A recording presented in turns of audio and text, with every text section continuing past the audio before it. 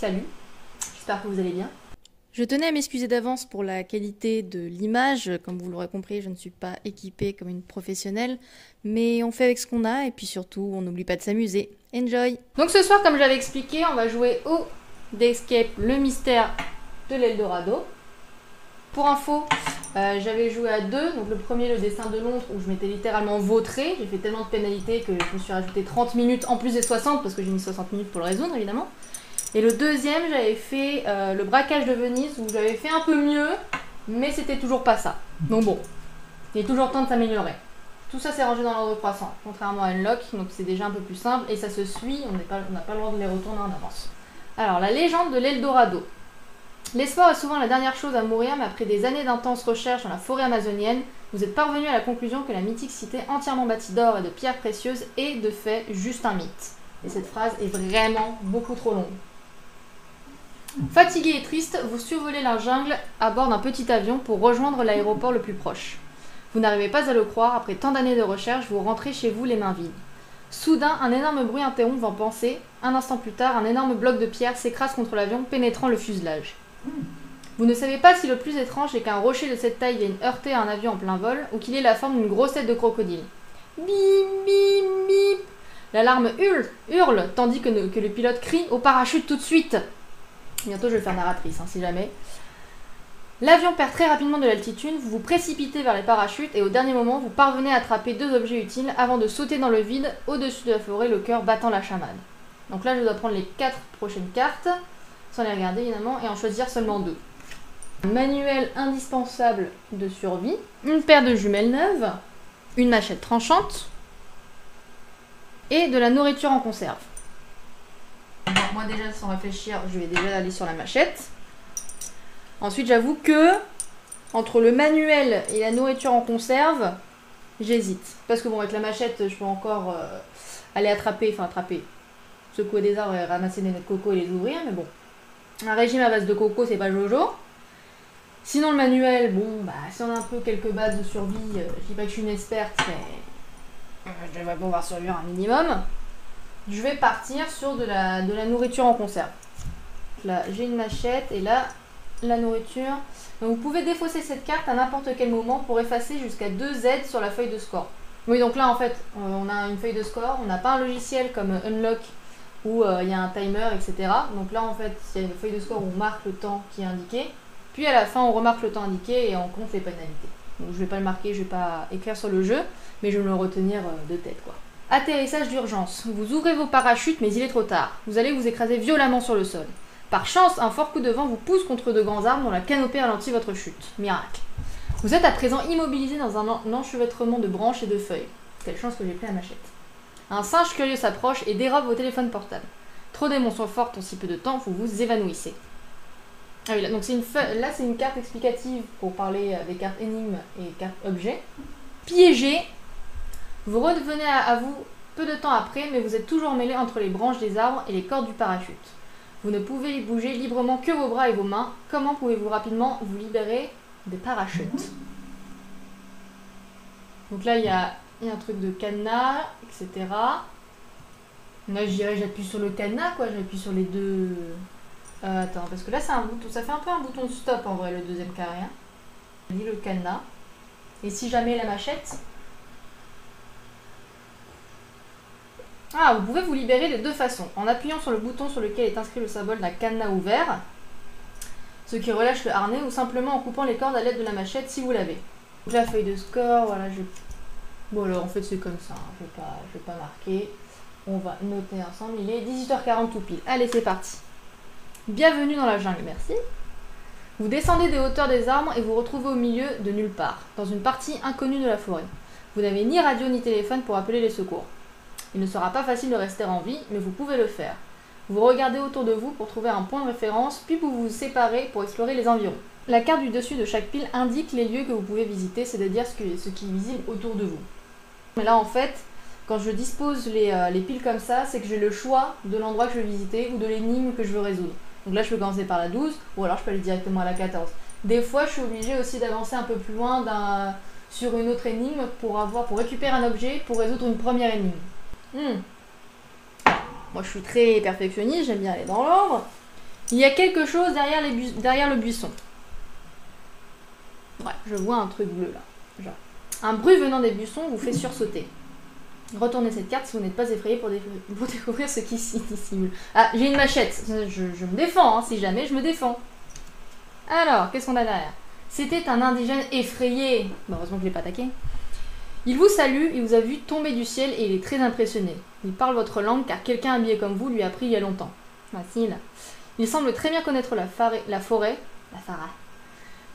et il s'appelle Jassir. Bonjour Jassir. On dit bonjour à Jassir. Ça, ce sont mes indices sur les énigmes. Alors tout est écrit à l'envers, j'ai pas le droit d'utiliser un miroir pour les lire. Hein. Mais bon, tout le monde sait lire à l'envers, non? Au sommet de cette colline. Ça commence.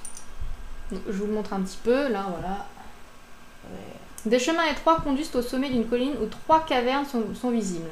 Vous voulez les atteindre en espérant y trouver quelque chose d'utile, mais vous ne pourrez supporter que 3 piqûres d'insectes et 3 égratignures de ronces. Égratignures de ronces. Quelle est la seule caverne que vous pouvez atteindre?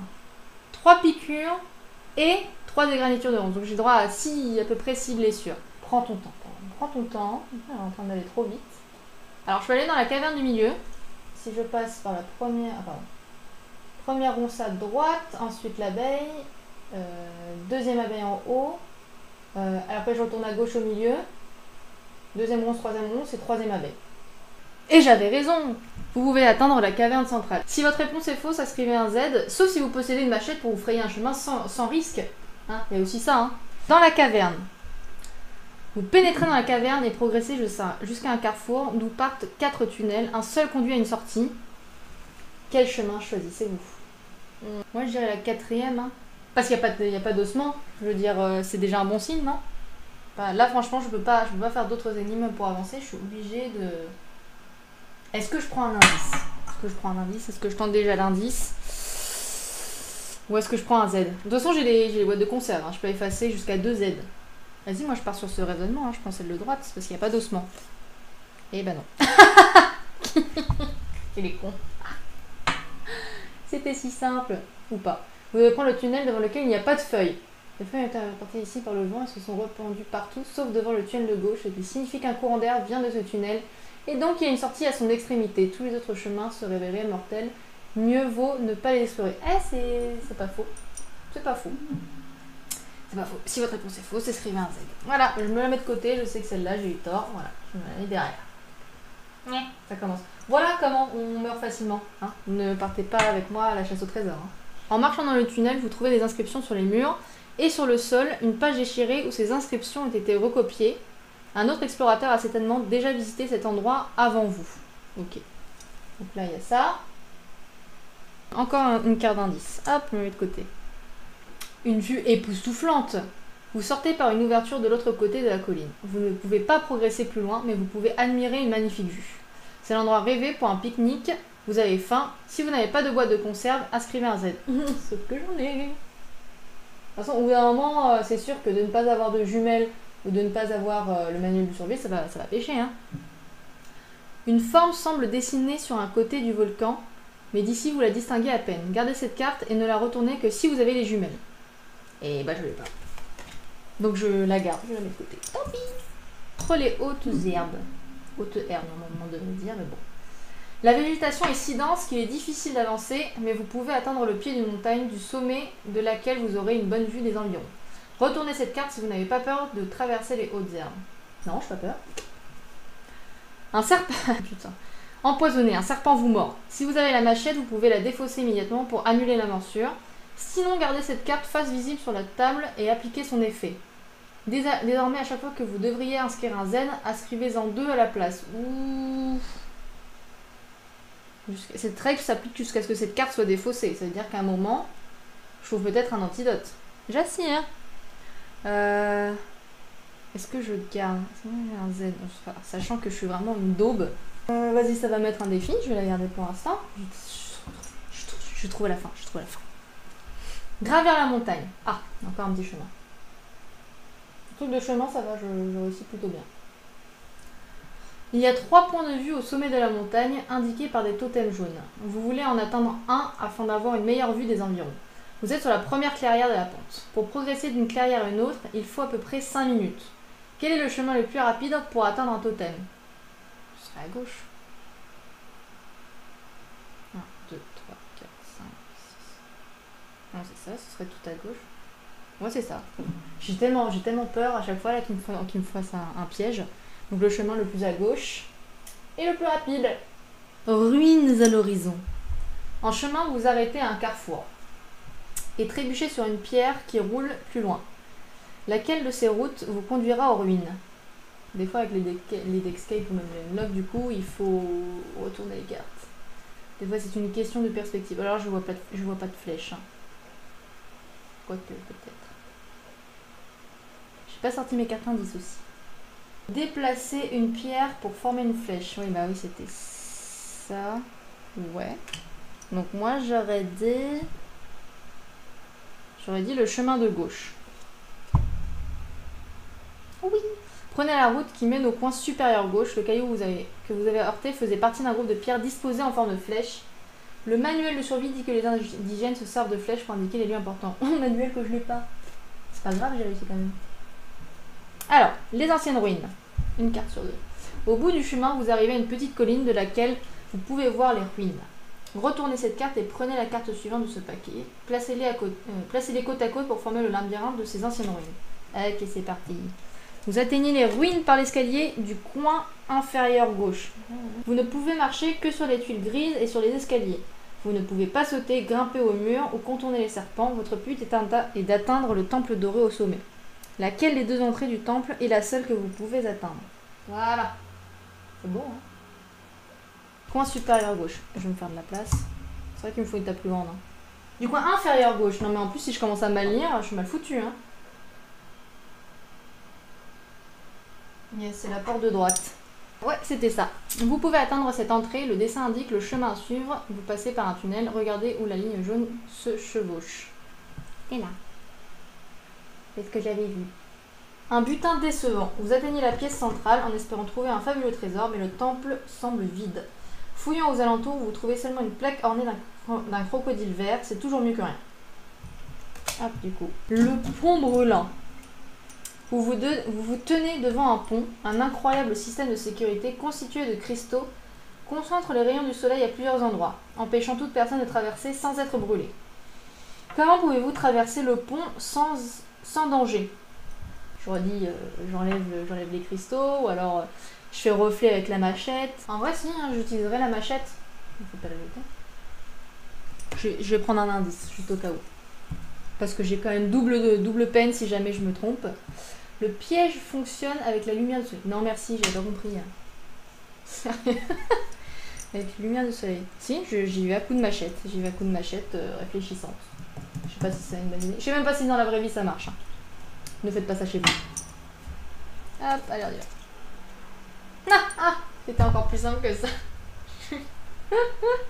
Moi, les trucs simples, j'y arrive pas. Hein. Je peux pas. Il suffit d'attendre que la nuit tombe. Ça semble si évident. Le soleil disparaît, vous pouvez franchir le pont en évitant d'être brûlé. Putain, j'ai double peine là en plus. Je me la mets de côté sur la deuxième. Donc là, ça m'en fait 1, 2, 3, 4. J'ai quand même les conserves, je peux en retirer 2. Je suis vraiment meilleure sur tout ce qui est labyrinthe, hein, évidemment. Vous êtes perdu. Vous marchez depuis des heures et vous n'avez aucune idée de l'endroit où vous vous trouvez. À l'horizon, vous apercevez des rivières, des routes et une vieille tour. Si vous avez trouvé un plan, vous pouvez essayer de vous repérer. À quel endroit du plan êtes-vous? Alors, il y avait ça aussi dans la boîte. Malheureusement, j'ai pas encore la consigne de l'utiliser.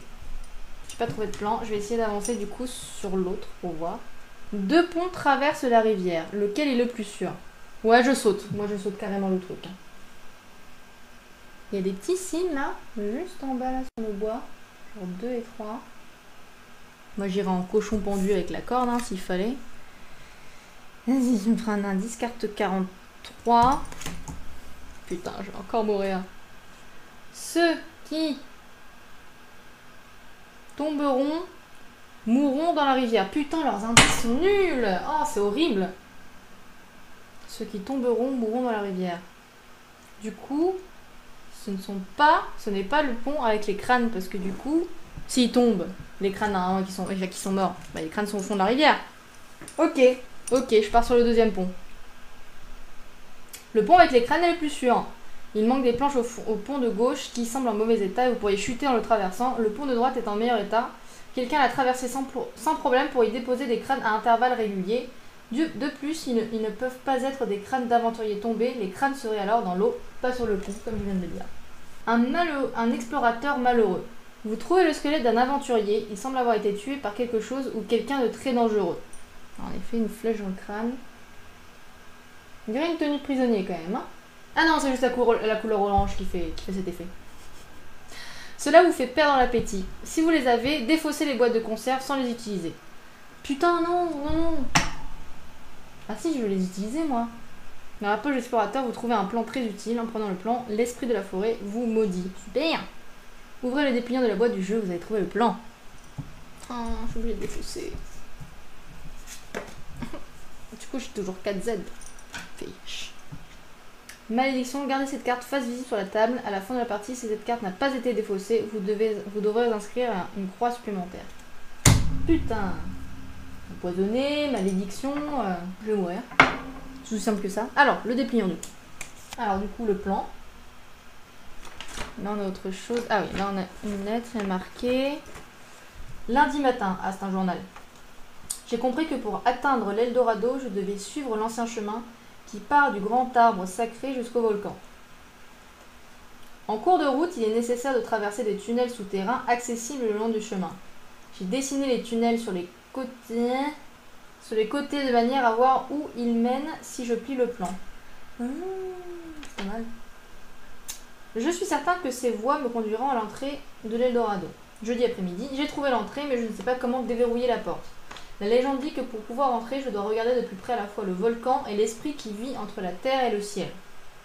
Ainsi, la carte m'indiquera desquels des 6 tambours je dois jouer, si j'ai une main assez ferme pour utiliser le... Et là, il y a un gribouillis. Je dois néanmoins surveiller mes arrières, car les indigènes me traquent. Ok. Donc là, c'est le plan. Là, il y a ma tour. Donc... Ah, d'accord, c'est comme... Ah, ok. J'ai pas regardé l'arrière. J'ai pas encore triché. C'est comme ça. Oh, c'est stylé. Ah oui, d'accord. Donc là, on a des tunnels. Donc il y a une suite logique dans certains endroits. Ah. Oh. Une meuf qui est fascinée par un rien, quoi. J'adore. Du coup, ça me dit toujours pas où je suis sur le plan. Hein.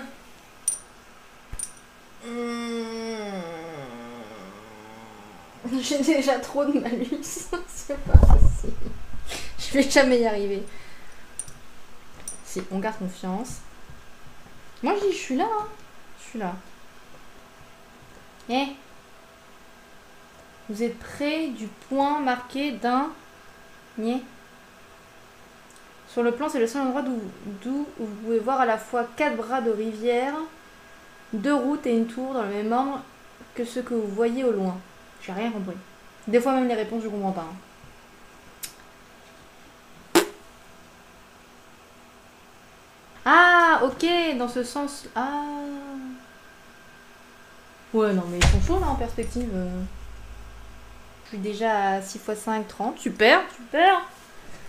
Ah et en plus je suis maudit, t'es empoisonné. Putain je peux défausser cette putain de machette. 2 zones à explorer.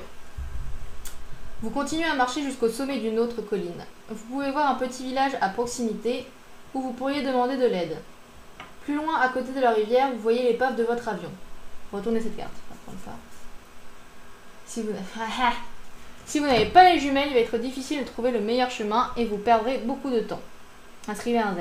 Si vous avez la machette, il sera plus facile de vous frayer un chemin à travers la jungle et vous économiserez vos forces. Effacez un Z.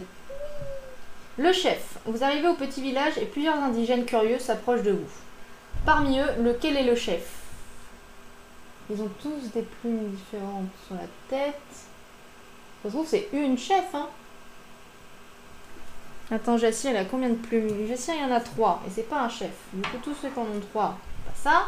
Moi, je dis c'est la femme, hein. Ou alors c'est le petit bonhomme, là. Parce qu'elle a 5 plumes. Regardez de plus près les notes de l'explorateur. Ah! Non, en plus c'est marqué. C'est exactement ce que j'étais en train de dire. Celui qui a 5 plumes. Celui ou celle qui a 5 plumes d'ailleurs. Faut pas me tromper là cette fois. Le chef de la tribu est la femme coiffée de 5 plumes, et pas le plus vieil homme ou la plus vieille femme comme on pourrait le penser. Un langage incompréhensible. Et ça y est, ça parle en rébuche. La chef semble vous souhaiter la bienvenue, mais elle parle dans une langue qui vous est inconnue. Que dit-elle? Alors là, j'ai pas la réponse. Je vais avancer un peu plus loin. Le long de la rivière. Bon là, on a petit décor. Le chemin qui longe la rivière est interminable et éprouvant. Et vous êtes affamé. Choisissez une ou plusieurs choses que vous voyez pour les manger. Ou ne mangez rien si vous ne voulez pas prendre de risques. Puis retournez cette carte. Franchement, limite les asticots, je risque le moins. C'est... Là, c'est du miel. Choisissez une ou plusieurs choses. Ok. Je vais pas prendre les baies, je vais pas prendre le poisson. Je vais même pas traverser, je vais prendre le miel et les asticots. Allez. J'ai jamais goûté d'asticots de ma vie. Selon vos choix, appliquez les effets suivants dans l'ordre. Ah, c'était des champignons. Ah. Si vous ne savez pas s'ils étaient... Putain, non mais ça ressemblait à du miel. Enfin, ça ressemblait... Mais en même temps, qu'est-ce que ça fout dehors? En même temps, Caro, qu'est-ce que ça fout dehors? Quelle réflexion de merde. Vous ne savez pas s'ils étaient comestibles ou non. Lancez cette carte en l'air. Si elle retombe sur cette face, ils étaient vénéneux. Inscrivez une croix. Sinon, effacez un Z. Là, c'est un peu le jeu du pile ou face. Oh! Fais tomber sur cette face. Sur cette face-là. Du coup, je sais plus si c'était l'inverse. Ah, sinon j'efface un autre Z. Donc là, je passe à 4 Z. Et j'avais dit, les vers. Vous savez qu'ils sont comestibles puisque les colibris les mangent. Bien qu'ils soient répugnants, ils sont pleins de protéines. Effacez une croix. En vrai, j'aurais pu... Si vous avez une machette, vous pouvez la défausser, effacer... Pour le colibri, on peut manger le colibri. Pour le poisson, on peut aussi... Non, vous pouvez la défausser pour attraper le poisson et effacer une croix. Tabac séché. Dans cet état, il est toxique. Très bien. Fleur rouge, ça c'était sûr que j'allais pas du tout les manger. La porte de l'avion. Donc. C'est où? On a un digicode, une fenêtre cassée. J'ai l'impression qu'il y a des inscriptions là en bas à droite. Ce sont des inscriptions. Il y a une grande mare près de la rivière dans laquelle flotte l'épave en feu de votre avion. Vous nagez pour l'atteindre, mais la porte est verrouillée. Quel code à 4 chiffres peut l'ouvrir? On dirait un 4, 1, 3. 4, 1, 3, 4. On dirait un 1, 3. Après encore un 1 quoi. 4, 1, 3, 1. J'ai une meuf qui a déjà effacé 2 N et qui va en reprendre. Ah non, c'est un 7. Oh, je me l'accorde. Hein. Parce que là, du coup, c'était vraiment traître. M'en fous, je suis maître du jeu. La combinaison est 4, 7, 3, 1. D'accord. Ah oui, le petit crochet. Moi, je fais... Si je fais les 1 comme ça. Ouais, si je fais les 1 comme ça, en fait. Ouais, mais je fais pas le 7 comme ça. Moi, il y a une barre au milieu. Hein. Faut arrêter avec ces conneries. Pour s'en souvenir, le pilote a gravé 4 symboles près du clavier, qui correspondent aux chiffres du code tournés dans différentes directions. Vous pouvez récupérer les 2 objets laissés à bord au moment du crash. Prenez les 2 objets que vous avez remis dans la boîte du jeu au début de la partie. Donc je récupère le manuel et la paire de jumelles. Allez hop, c'est parti. Le manuel, qu'est-ce qu'il me raconte? Pour trouver leur chemin à travers la forêt et repousser leurs ennemis au cours des siècles, les indigènes ont placé des flèches le long des sentiers pour indiquer la direction des lieux importants, ça c'était déjà utilisé. Installer des bols blancs remplis de tabac séché pour éclairer les zones sombres. Semer des plantes médicinales aux fleurs rouges un peu partout qui produisent de délicieuses baies bleues sombres. Plusieurs tribus différentes vivent dans la forêt amazonienne, mais il est rare de croiser qui que ce soit dans un si vaste territoire. Ceux qui sont nommés les plumes bleues sont connus pour être amicaux. Il n'existe aucun signalement d'interaction avec les autres tribus. Selon la légende, sur la porte de la salle au trésor de l'Eldorado figure ce symbole qui signifie crocodile blanc. On verra bien. Alors, on n'en est pas encore là. Hein. Paire de jumelles du coup. Bon, ça la famille jumelles. Du coup, je vais enfin pouvoir retourner cette carte. Vue des dessins sur le volcan. Oh, le pilote est encore en vie. Le pilote est en danger. À l'intérieur du cockpit, vous trouvez le panneau de contrôle dont la plupart des touches ont été noircies par le feu. Par la vitre, vous apercevez le pilote, toujours en vie mais pourchassé par un jaguar. Pour effrayer le fauve, vous pouvez activer la fusée de détresse en appuyant sur F. Où est le bouton F? Alors là, ça dépend si c'est un AZERTY ou un QWERTY. Hein. Non, il y a X en troisième, juste après le O, après I, H, A, B, C, D, E, F, G, H. D'accord, c'est un clavier à l'envers. H, I, G, K, L, M, N, O. J'avais appris à lire, non, j'avais appris à dire l'alphabet à l'envers grâce à Fabien Olicard. Là, tout de suite, j'ai oublié. Non. Z, Y, X, W, normalement. Du coup, la lettre F, juste en dessous de O, en fait. Normalement, elle doit être là. Oui! Le bouton F est le troisième en bas depuis la gauche. Le clavier est à l'envers et contrairement à un clavier classique, les lettres sont disposées dans l'ordre alphabétique de la gauche vers la droite. Qui fait ça? Vous lancez la dernière fusille de détresse, le jaguar est effrayé et s'enfuit. Le pilote sauvé. Si vous avez sauvé le pilote en utilisant la fusée de détresse ou la machette, ah bon, je peux faire ça aussi. Cette machette sert vraiment à tout, hein. J'avais dit, hein. C'était le meilleur objet. Il a eu chaud et vous remercie sincèrement de l'avoir secouru. Il vous offre des baies de bleuet. Vous les mangez immédiatement, effacez jusqu'à 2 Z ou une croix. Donc là, il m'en reste 2. Oh là là, c'est génial. Si vous n'avez pas sauvé le pilote, ce qui n'est pas mon cas, on va passer. Le pilote vous explique que l'avion ne pourra plus décoller, il est trop fatigué pour venir avec vous. Vous lui indiquez le chemin du village où il sera en sécurité. Pour vous remercier, il vous donne son téléphone portable, une tente, une plaque ornementée et une potion découverte lors d'une précédente mission. Vous pouvez la boire pour défausser une carte empoisonnée ou malédiction que vous avez. Yes! Non, moi je défausse empoisonné, hein, du coup. Allez, c'est parti. Donc là, il me reste que 2 pénalités, 2 Z. En tout cas, moi j'ai suivi sur 2 Z. Lancez un SOS. Touchez les 3 cœurs reliés.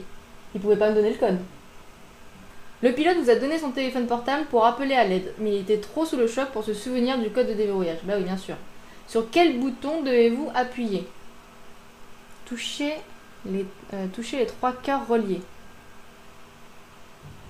Est-ce qu'il y a un cœur à l'envers? On part du principe que le pic est un cœur à l'envers. En soi, c'est pas con. Parce que là, c'est les seuls. Hein. Moi, je dirais ça. De toute façon, j'ai perdu. J'ai effacé 2 Z, je peux bien en prendre un. Yes!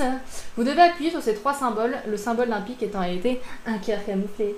Le téléphone est déverrouillé, mais s'éteint immédiatement. Oh, la guigne! La batterie tombe à plat au pire moment, pas de chance. Ça sert à rien, quoi. Carte de merde. Montez une tente. La nuit tombe, il est temps de dormir. Vous devez construire un abri. Prenez toutes les cartes que vous avez déjà lues et essayez de construire une tente avec 2, 7 ou 15 cartes comme indiqué sur ce schéma. Vous pouvez faire plusieurs essais. Lorsque vous avez monté votre tente ou que vous abandonnez, retournez cette carte. Ok, donc là maintenant je dois faire un château de cartes. Putain, ils vont pas les temps de cacher à 2 secondes là. Je crois que je vais partir sur un étage. Parce que déjà pour ça j'ai galéré. Allez, essayez au moins 2. Eh mais c'est chaud en fait, j'aurais dû le faire dans l'autre sens, non?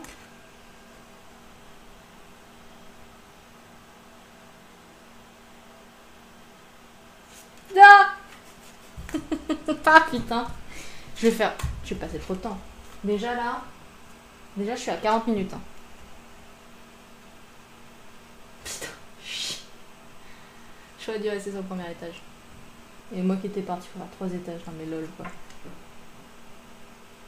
Voilà, on reste sur le premier étage. Allez, c'est parti. Quelle est la taille de votre plus grande tente? Premier étage, il ne se passe rien. Deuxième étage, vous reposez. J'aurais pu effacer un autre Z. Avec le troisième étage, avec 3 étages, j'aurais pu effacer jusqu'à 2. Bah, si j'en avais pas, j'en aurais inscrit un autre. Voilà. Bon bah au moins j'en ai une. Le matin suivant. Vous repartez en exploration dès que le soleil se lève. Vous repérez plusieurs indigènes qui n'ont pas de plumes bleues, hein, le long de la rivière. Allez-vous les approcher, leur demander leur aide, ou préférez-vous rester cachés? Ils ont des plumes vertes. Moi, je vais rester caché. Hein. J'ai suffisamment de pénalités comme ça. Je m'en sors pas trop mal pour une fois. Ah, bonne réflexion. Mieux vaut rester caché. Ces indigènes avec des plumes vertes sont agressifs.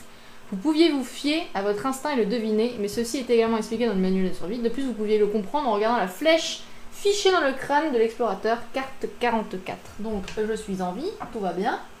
Une fuite audacieuse. Vous êtes repéré par un des indigènes aux plumes vertes, ça sert à grand chose de se cacher pour ensuite être repéré, putain. Il crie quelque chose à ses amis qui se mettent à vous pourchasser. Ils sont rapides, vous n'avez pas le choix. Pour survivre, vous devez sauter d'une cascade. Ok, mais j'ai pas le choix. Ok, d'accord. Vous tombez dans l'eau et nagez jusqu'à la rive avant que le courant ne vous emporte. Les flèches lancées par les indigènes fusent autour de vous, mais vous êtes trop long pour être touché. Alléluia. La fuite est un succès, vous êtes miraculeusement indemne, mais choisissez un joueur et donnez-lui cette carte. Bah moi.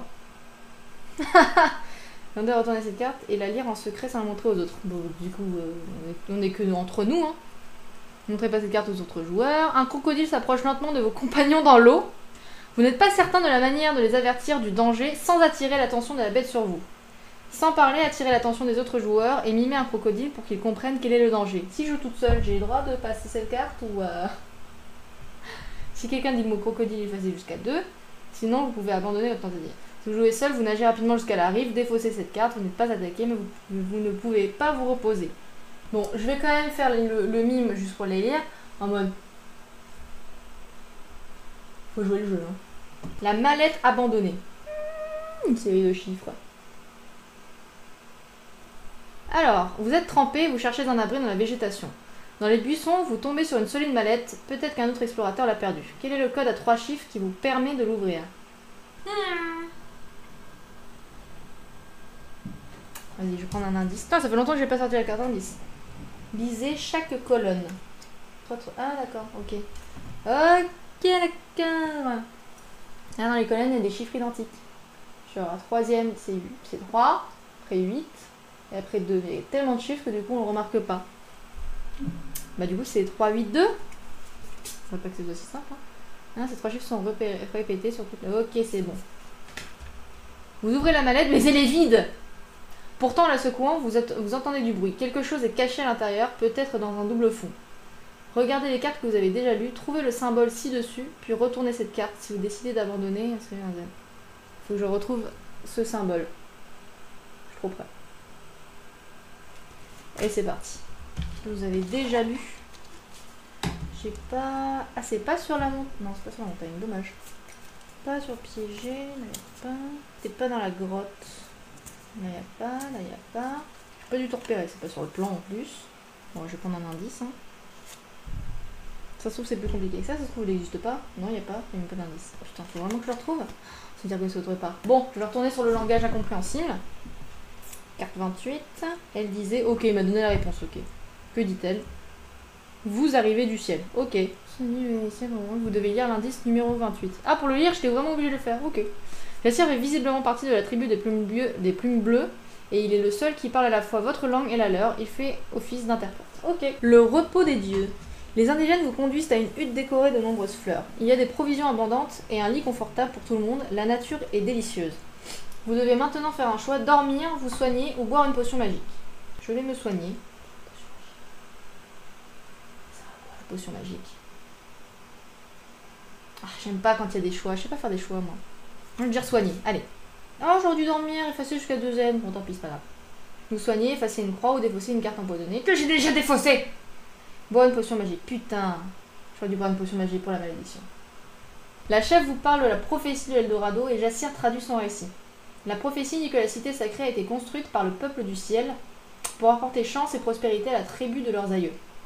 La cité existe, mais elle est dissimulée en un lieu inconnu. Il n'y a qu'un seul moyen de l'atteindre, capturer l'esprit qui vit entre la terre et le ciel, comme il dit tout à l'heure. Peu avant l'aube, il vous guide jusqu'au cœur de la forêt pour chasser cet esprit. Très bien. L'esprit qui vit entre la terre et le ciel. Bon, c'est vrai que là, je pars du principe que c'est un oiseau. Selon la prophétie, vous pouvez trouver la clé de l'Eldorado dans cette forêt, lequel est synonyme est l'esprit qui vit entre la terre et le ciel. Bah, en vrai, ouais, t'as tout ce qui vole qui est entre la terre et le ciel, hein. Entre la terre et le ciel. Ah. Allez, je prends un indice. Le vide indice, moi. Alors, ce n'est pas un oiseau. Voilà, ça résout la question. Du coup, c'est le papillon. Le papillon. Ah, qui vit entre la terre et le ciel, parce qu'au début, c'est une chenille. Donc, il commence dans la terre. Carrément. Allez, c'est le papillon. Le papillon est l'esprit qui vit entre la terre et le ciel. Oh, la chenille vit sur terre. Et le papillon dans le ciel. Oh, c'est mignon. Le plan vous montre une esquisse de papillon. L'esprit qui vit entre la terre et le ciel. Le plan ne me montre rien du tout. Hein. Ah, si, il est là. Ah oui, d'accord. C'est marqué dans le journal. Vous désignez le papillon qui se met à vous suivre en volant autour de vous. Il y a peut-être quelque chose de magique ici. Gardez cette carte et retournez-la seulement si vous avez les jumelles. J'ai les jumelles. Ah, j'ai une deuxième carte comme ça. Ouh. Pour une fois que j'y pense toute seule à ce genre de superposition. Sachant qu'il y a un truc comme ça ici, mais il n'y a pas de rond. Bon, je vais voir plus tard. On n'en est pas encore là. Caroline ne saute pas les étapes. Le fait est que j'ai toujours pas vu le signe. Trouver le symbole. Bon, c'est le signe A serait bien Z et retourner cette carte. Plus de Z. Je vais en rajouter un troisième. Ah l'enculé, c'était sur la première page. Et je l'ai passé en plus. Comme une gourdasse. Un compas, c'est un compas, ok. Avec un oiseau bleu. Qui est sur le plan en plus. Allez, on reprend la suite. L'Eldorado est dans le volcan. Il n'y a qu'un seul véritable accès à l'Eldorado et il est relié au grand arbre sacré dessiné sur le plan. Suivez les chemins et les tunnels comme expliqué au dos du plan. Quel est le véritable accès à l'Eldorado? Donc là, il y a marqué un truc avec des flèches en bas. Il est relié au grand arbre sacré dessiné sur le plan. Alors, le grand arbre sacré, qui est là, et le volcan est là. Ah, d'accord. Ah, les petites flèches autour du volcan. Là, il demande en fait où c'est. C'est laquelle? Bah, du coup, si je pars là, en utilisant les tunnels, je pars de l'arbre, je pars par là. Ou alors, est-ce que c'est pas encore à ce moment-là? Est-ce que c'est... Non, je suis obligée de prendre un tunnel, donc je passe par le tunnel comme ça. Tac. Peut-être en partant du volcan, je pourrais trouver la... Bah, en vrai, c'est ça, hein. Il n'y en a qu'un seul qui sort de là. Je pars comme ça. Que je fais ça. Qu'après, je refais... Bah non. Merde. Je me suis cru maline là. Je crois c'est. Encore. Fermez L, fermez droite, fermez L, fermez droite. Quoi? Je ferme à gauche. Je ferme à droite. J'en ai marre. Moi je vais dire au hasard, c'est la flèche qui monte comme ça vers le haut. Allez. Meuf qui perd trop patience. Oh putain, en plus j'ai raison. Le véritable accès est celui indiqué par ce symbole. L'accès peut être trouvé en pliant le plan plusieurs fois, comme expliqué ci-dessous, afin d'être relié au grand arbre sacré. Ok, ça j'ai compris. Genre, je fais un B, je fais ça là. C'est ça, je suis revenue là. Ah, après eux ils font un demi-tour. Et ils ont pas dit que c'était possible aussi. Oh, moi, mon cerveau, des fois, il va pas plus loin. Hein. Je donne pas toutes les infos, il reste bloqué. Les sites. Ah, les fameux sites tambours. Au bout du sentier secret, vous trouvez une étrange porte encastrée dans la roche. 6 tambours sont disposés à côté. En suivant les notes du plan, de quel tambour devez-vous jouer et dans quel ordre pour ouvrir la porte. Ainsi, la carte m'indiquera desquels des 6 tambours je dois jouer si j'ai une main assez ferme pour utiliser le... I don't know. Parce que là, je retrouve les symboles de la carte, enfin les symboles des tambours juste ici. Mais j'ai pas d'indice sur l'ordre. Sur les notes du plan, en suivant les notes du plan. Ah, de quel tambour? C'est même pas tous en plus. Si je superpose ça, ça marche ou pas? Non, ça n'a rien à voir en fait.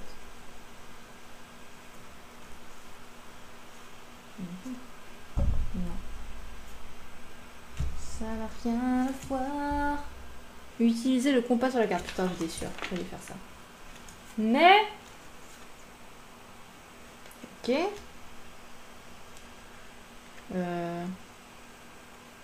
Bah ouais, mais ensuite... Je suis perdue là. Ah, crocodile là. Ça. Ça. Ok, il n'y en a que 4 du coup. Donc là, c'est la tête de mort. Ensuite, en haut à droite, le tambour. Ensuite, le toucan. Si je ne me trompe pas d'animaux, hein. On s'en fiche. Et après, la tête de dinosaure. Juste à sa droite. Tac, tac, tac, tac. Ok. Ah, c'est malin ça. Donc, vous devez jouer de ces 3 tambours. J'y étais presque. Hein. Ça faisait 4. En vrai, ça faisait une suite de 4. Hein. Genre, tu fais... t'es là comme ça, là. 1, 2. Bon, je cherche un petit peu trop loin aussi. Hein. Quoi? En plus, c'était même pas ça? Quoi? Oh non, mais il y avait plusieurs solutions aussi. Je suis désolée. 1. Ah non, d'accord, ça n'avait rien à voir. Fallait pas du tout l'utiliser comme ça. Oh, fait chier. Comme expliqué au dos du plan, vous devez regarder la vue des dessins sur le volcan. Et la vue des ailes du papillon. Mises côte à côte, putain, en plus j'avais réussi ce truc, fait chier. Elles font apparaître un cercle si le cercle touche l'oiseau gris, comme indiqué sur le plan, mais que vous utilisez le compas centré sur l'oiseau bleu. Ça semblait si évident d'un coup. En suivant le cercle grâce au compas, vous trouvez les 3 symboles correspondant au tambour dont vous devez jouer. Bah oui, sinon c'est pas drôle. Du coup j'ai perdu. Du coup là je repasse à 3 N, donc 3 pénalités, casse les couilles. L'entrée de l'Eldorado. On y arrive. Au son des 3 tambours, un tremblement de terre secoue la montagne et la porte de pierre se met à luire d'or. Vous devez appuyer sur 2 symboles pour l'ouvrir, lesquels? Putain, il y en a partout en plus là. Alors. Sur 2 symboles pour l'ouvrir. Ils sont tous identiques en plus, les salauds. Il y en a un qui est inversé par contre. Je dirais que j'appuie sur les 2 qui sont inversés. Là. Alors que tous les autres sont en miroir. Yes! Vous devez appuyer à ces 2 endroits, ce sont les 2 symboles qui ne sont pas symétriques. À l'ouverture de l'Eldorado, Jassir devient nerveux et préfère entrer à son village, défausser la carte Jassir. Du coup, Jassir nous quitte à la porte de l'Eldorado, à l'intérieur du volcan. On y est. Il fait noir ici! Ça va être tout noir! Ta gueule! Ça va être tout noir! Ta gueule! Au bout de quelques pas, vous êtes enveloppé par les ténèbres. Comment éclairer votre chemin? Les jumelles. Je vais faire une réflexion avec les jumelles. Si, j'ai utilisé les jumelles pour faire... dire, oh, je suis trop forte. Vous récupérez les bols de tabac. Je suis meilleure en survie qu'en énigme. Vous récupérez les bols de tabac séchés au sommet des 2 piliers. En utilisant les lentilles des jumelles pour concentrer les rayons du soleil, le tabac s'enflamme et illumine la caverne. La lumière obtenue vous permettra d'y voir plus clair. Ah, ça des bols blancs remplis de tabac séché pour éclairer les zones sombres. C'était marqué dans le manuel. J'ai déjà oublié. Les piliers branlants. On ne s'arrêtera pas sur ce mot. Vous pouvez atteindre la porte de l'autre côté du gouffre en sautant sur 3 des 9 piliers. Si vous sautez sur les mauvais, vous tomberez. Quels sont les 3 piliers stables? Du coup, les fameux piliers. Et là, du coup, un mur avec des signes. Ah, un signe croix, un signe rond, une étoile, c'est pas un hexagone ça. Si, c'est un hexagone? Ouais, c'est un hexagone avec 6 côtés. Carré, un rectangle, parallélépipède, un triangle, un losange et un pentagone. Un pentagone? 5 pentas. Ouais, c'est ça. Ah, il y a des signes là-dedans. Selon la vue, il y a des signes. Là, déjà, je vois un pentagone. Là. Un carré et une étoile. Là, en dessous de mon doigt, c'est le carré. Là, il y a un truc à 6 branches. Parfait, j'avais une réponse. Le saut de la porte. Vous sautez de pilier en pilier et atteignez la porte. Elle est bloquée par un étrange saut. Vous l'enlevez et la porte s'ouvre lentement. Regardez cette carte pour voir le saut. Les murs mobiles. Vous entrez dans la pièce et la porte se referme derrière vous. Il y a 3 piliers dorés. Soudain, les murs commencent à se rapprocher du centre. Impossible de les escalader ou vous risquez d'être écrasé. Où devez-vous vous placer pour rester indemne? Alors, faut mesurer, ça rentre là. En vrai, ça, je crois que ça rentre pas ici. Hein. Qu'est-ce qu'ils me disent en indice? En bas, les 2 murs laissent un espace. Ah bah c'est bien, ils donnent la réponse. Ah ouais, parce que je me disais, j'ai l'impression que ça rentre pile poil, tout rentre pile poil. Mais en bas, là, juste là, bah il y a de l'espace. Donc c'est bien, ils donnent la réponse. Il y a des indices de merde, mais des fois il y a des réponses en fait. Là, non, ce n'est pas ça. Vous pouvez vous retrancher dans ce petit espace. À cet endroit, les 2 murs ne se rejoindront pas. Et vous y serez en sécurité. Après tout, il s'agit d'un système de défense, pas d'une salle de torture.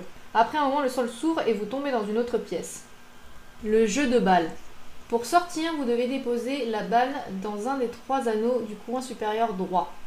Vous partez du coin opposé et ne pouvez vous déplacer que d'un nombre de dalles correspondant au nombre de points de la dalle sur laquelle vous vous trouvez. Putain, c'est long. Et ce, soit verticalement, soit horizontalement à chaque progression. Dans quel anneau allez-vous déposer la balle? Encore un truc de chemin. Normalement, je vais m'en sortir. Normalement, je verrai. Ça où j'en suis là. Ah bah tiens, ça fait... ça fait 1 heure, ça y est. Je suis vraiment nulle. Alors, donc là j'avance déjà d'une case. Je suis obligée d'avancer là, sur le 3. Ensuite, ça je fais 1, 1, 2, 3. Donc là, après, 1, 2. 1, 2. 1, 2, 3. On est à 4. 1, 2, 3, 4. Je peux mettre là, directement. Tout ça, je prends pas la tête. Moi, je me laisse deux possibilités, parce que j'ai le droit de deux possibilités. C'est soit à droite, soit au milieu. Soit à gauche, soit au milieu. À gauche. Ah ouais, ils sont allés loin. Je suis même pas fait autant chier. Moi, je vais directement en haut. Je prends premier 3, je monte direct. Il n'y a même pas de... Les flèches mortelles. Vous arrivez dans une nouvelle pièce et les portes se referment encore une fois derrière vous. Ça devient une habitude. C'est un piège. Il y a 6 cylindres de 2 mètres de haut. Ils tournent aléatoirement... Ah, j'arrive même plus à parler. Ils tournent aléatoirement et vont bientôt projeter des centaines de flèches parallèlement au sol sur toute leur hauteur. Où vous mettre pour éviter les flèches? Bah moi je dirais en haut, franchement tu grimpes hein. Alors après si t'as pas les abdos, là je veux dire, c'est tant pis pour ta pomme hein. Le seul endroit sûr est le sommet de chaque cylindre. Voilà, j'ai raison. Puisqu'ils sont tous de la même taille et que les flèches sont tirées horizontalement, vous ne saurez pas toucher en restant à leur sommet. Vous grimpez sur les cylindres une fois les flèches tirées, l'exploration peut continuer. Vous trouvez facilement des escaliers derrière une porte secrète. Putain, ce labyrinthe est sans fin. Le bassin. Dans cette pièce se trouve une porte verrouillée et une sorte de petit bassin. Une inscription dit « Plonge le visage du singe dans l'eau pour continuer ». Vous essayez tous de plonger vos visages dans l'eau, mais rien ne se passe. Que faire? Je suis pris pour des singes. Est-ce que j'ai un singe avec moi? J'ai des crocodiles. Ah! Le seau. Le seau ressemble à un singe. Non, quel sens? Moi, je vois un singe. Très franchement. Du coup, je plonge le seau dedans. Vous devez immerger la moitié du seau. Ah! Comme ça fait... C'est en réflexion, c'est dans quel sens? Je sais pas. La réflexion dans l'eau créera un visage de singe aux 2 yeux, un nez et une bouche. Une lumière bleutée éclaire la pièce et vous apaise. Un ancien mécanisme reconnaît le visage du singe et la porte s'ouvre. Vous pénétrez dans un long couloir de pierre. Alléluia. Le portail... si c'est ça en plus. Le portail de la salle au trésor. Ah, le fameux signe. Au bout du couloir se trouve une porte d'or scellée. Il y a une encoche à sa gauche et des statues de crocodiles. Pour entrer, comment devez-vous placer les plaques avant de les insérer dans l'encoche? Mais du coup, moi j'aurais dit en face-to-face. Hein. Vous devez les mettre côte à côte. Ouais, parce que si on les met côte à côte, bah ça fait un crocodile blanc. Sauf qu'il peut. Ah, déjà, il est où le trésor? Vous poussez les plaques dans l'encoche et la porte s'ouvre. Un mécanisme fait apparaître un pont suspendu au-dessus de la lave. Mais le volcan semble entrer en éruption. Vous devez trouver un endroit sûr avant l'explosion de la... Moi je me dis, il entre en éruption genre pile à ce moment-là. C'est comme dans les films, il y a un timing de ouf quoi.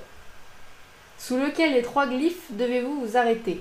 Ok, donc là, il y a des signes. Moi j'irai l'oiseau. De toute façon je vous place après, hein. Je suis déjà plus d'1 heure. C'est un oiseau. J'ai pas d'autres indices là en plus. Hein. J'en ai un là. Vous souvenez-vous pourquoi votre avion s'est écrasé? Une tête de crocodile, mais quel est le rapport? Ah, ok. Souvenez-vous pourquoi la tête pourquoi l'avion s'est écrasé? Parce qu'on a reçu une tête de crocodile. Donc en fait, si je me mets sous le glyphe où il y a un crocodile en dessous, ça risque de me péter à la gueule. Donc je vais mettre en dessous des rats. Maline. La place la plus sûre est sous le glyphe du milieu. La tête manquante de la 2e statue a été éjectée lors d'une précédente éruption et a heurté votre avion. Si une autre tête devait être éjectée, moi j'y serais avec. La chambre au trésor. On y est, regardez les enfants. Vous entrez enfin dans la salle au trésor. Alors que tout est sur le point de s'écrouler, ces trésors vont être perdus pour toujours. Ils sont trop lourds pour que vous les preniez tous. Choisissez 1 ou 2 trésors emportés, puis retournez cette carte. Ils sont trop lourds pour que je les prenne tous. Pourquoi il y a des pictogrammes avec genre 2 et 3 en dessous? Genre 2 c'est plus léger ou... Parce que depuis tout à l'heure, moi, tout ce qui est signé avec le 3, c'est des endroits sûrs. Je prends la grenouille et la tête aztèque. Je sais même pas si c'est aztèque. Il vaut mieux prendre le masque doré et ou la grenouille dorée. En regardant encore une fois le plan, vous vous souviendrez avoir déjà croisé ces 2 symboles auparavant sur les cartes 18, 29, 43 et 50. À chaque fois, l'un est associé à un choix bénéfique et l'autre à un événement ou un choix malheureux. C'est bien pour une fois que j'arrive à connecter mon cerveau. Nombre 13 signifie chance et prospérité et représente la richesse. Ah, l'autre, ça représente le nombre 17. J'ai même pas fait gaffe. Signifie malheur et menace et représente le danger. Il est donc préférable de laisser les trésors sur les socles ornés du symbole du danger. Ah, si on a pris le masque... Sinon, retournez cette carte. Ok. Les Mayas de l'espace. Le volcan commence à entrer en éruption, mais au lieu d'exploser, il s'envole. Ok, tout va bien, ça devient un petit peu farfelu. Je vais retrouver Elon Musk. Vous vous retrouvez haut dans le ciel et comprenez finalement qui était le peuple du ciel, adoré par les indigènes. Ok. Le temple de l'Eldorado est un gigantesque vaisseau spatial extraterrestre constitué d'or. Ok, mais what the fuck? Vous volez jusqu'à votre foyer avec ce précieux vaisseau. Vous êtes désormais les plus riches et les plus célèbres explorateurs du monde et vous créez une fondation pour sauver la forêt amazonienne. Ok, Hélène, tout va bien. Je veux dire, même Elon Musk a pas un truc comme ça. Hein. Constitué d'or, hein, on rappelle. Prenez la feuille de score et effacez une croix, plus une croix supplémentaire pour chaque trésor emporté. Bah, je suis quand même obligée de mettre une croix. Ok. Calculez maintenant le temps que vous avez mis pour terminer cette aventure. Ajoutez 5 minutes pour chaque croix encore inscrite. Ignorez les aides restantes. Oh, en fait, ça ne servait à rien les aides. C'est génial. Sur le temps total, votre score est alors. Là, il est 19h59. Vous m'avez dit 18h40. Du coup, ça fait 1h19. Plus 5 minutes à cause de la malédiction. Donc ça fait 1h24. Donc ça fait 84 minutes. Je ne suis pas une grande exploratrice. Mais de toute façon, ça, je l'avais déjà dit. Mais je m'en suis sortie. Voilà. C'est le principal. Hein. Rester en vie. Rester entier. Je savais que j'allais pas réussir encore. Hein. Je m'entraîne en fait là. Je m'entraîne tout le temps. Ah putain. Moi je suis plus douée en fin du monde en mode de tirer sur des zombies ou tirer sur quoi que ce soit. Mais alors les ennemis... Non. Voilà, merci d'avoir suivi. Moi je suis bien amusée même si j'ai encore perdu. Enfin encore perdu. Là au moins j'ai le droit de dépasser 60 minutes. Mais bon. Le principe de l'escape game quand même c'est de le remplir en 60 minutes. Je ne m'en tiendrai pas rigueur. Il faut savoir être indulgent avec soi-même. Bon. Je vous refais l'outro parce que je commence à avoir les yeux qui saignent de me voir en demi-flou et peut-être que vous aussi. Oui, je suis totalement en mode pyjama, assumé, no complexe, no problème. Du coup, c'était pour vous dire que vous avez vu mes talents, ils sont très loin d'être bien. Genre tu prends toi, un main de la vallée qui essaye de voir la tour Eiffel, tu la vois pas. Voilà, sur l'échelle de nul à très bon, j'existe même pas. C'était également pour vous dire que vous pouviez laisser un commentaire si vous avez vu quelque chose que j'aurais dû faire ou que j'aurais pu faire. Tout est bon à prendre. Pour le prochain live, on part sur le Chronicles of Crime que j'ai vraiment très hâte d'essayer. En attendant, je vous dis à bientôt et plein de love sur vous.